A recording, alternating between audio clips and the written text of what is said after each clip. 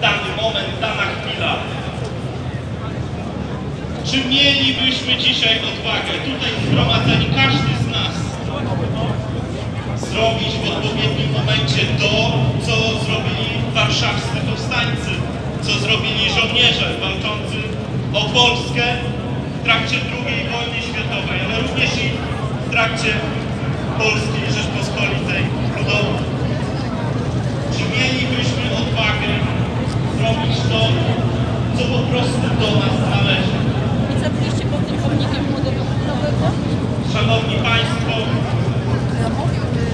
teoria profilamy, którą przeciwieństwo mówi, że historia się skończyła, że już nikt nas nie czeka, że sielanka to jest jedyne, co nas spotka w życiu, spokój.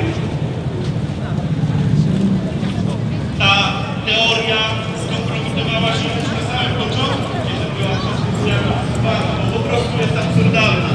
Ale mimo to większość z nas dzisiaj żyje tak, jakby właśnie nic miało się już nie wydarzyć.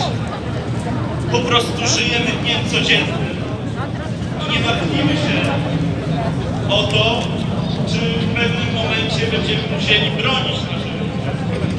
Dzisiaj na szczęście, przynajmniej póki co, mamy pokój i życie od nas tego nie wymaga.